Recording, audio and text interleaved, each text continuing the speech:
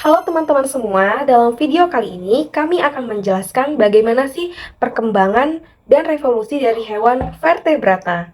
Hewan vertebrata mestilah sudah berkembang dari hewan invertebrata yang terjadi jauh lebih dahulu dalam catatan fosil. Para ilmuwan berpendapat bahwa hewan vertebrata ternyata berevolusi dari nenek moyang hewan invertebrata loh, yang memiliki ciri-ciri mirip chordata.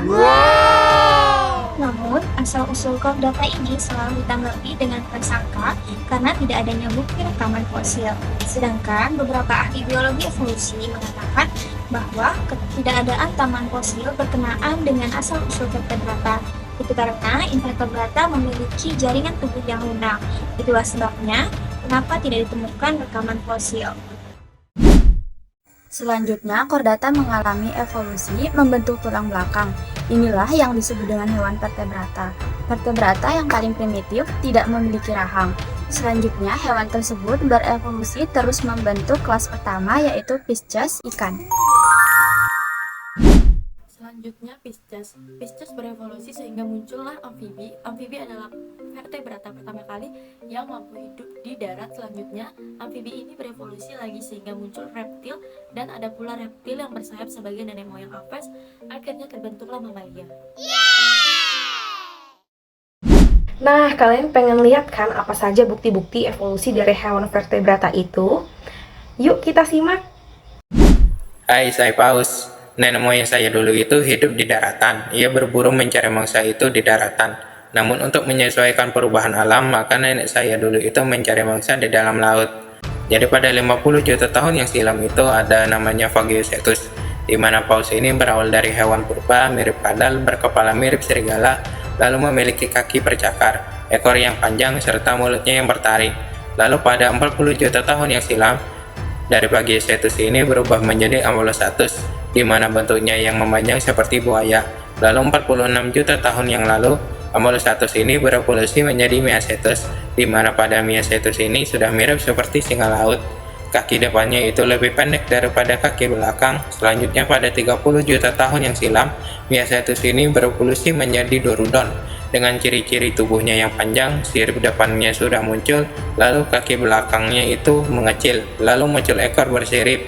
Dan Dorudon ini mirip seperti paus modern yang kita lihat pada zaman sekarang.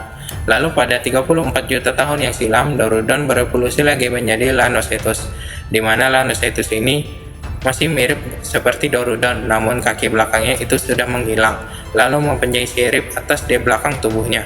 Selanjutnya pada 20 juta tahun yang silam, muncullah evolusi Swalodon, di mana merupakan awal mula paus bergigi. Dan di 15 tahun yang silam muncullah Cetatorium, yaitu merupakan evolusi paus tanpa gigi, yang mana Swalodon dan Cetatorium ini sudah seperti paus modern, yang tetapi lebih kecil daripada paus yang kita temukan sekarang. Dan saya sekarang adalah mamalia penghuni lautan terbesar, yaitu paus. Salamander terakhir mengalami evolusi pada 150 juta tahun yang lalu. Salamander hanya sedikit sekali mengalami perubahan dari awal nenek moyang salamander. Perubahan yang pertama yaitu pada hewan Ostenosteron, yaitu sekitar 300 juta tahun yang lalu dengan ukuran panjang 1,2 meter. Amfibi ini mempunyai ekor yang kuat yang dapat mendorongnya ke depan untuk membantunya menangkap mangsa. Lalu evolusi yang kedua terjadi pada 370 juta tahun yang lalu dengan panjang 1 meter dan merupakan binatang pertama berkaki 4. Kemudian evolusi yang ketiga ada hewan mikrogati, yaitu sekitar 300 juta tahun yang lalu. Ia mempunyai tubuh yang panjang lebih dari 40 luas tulang belakang.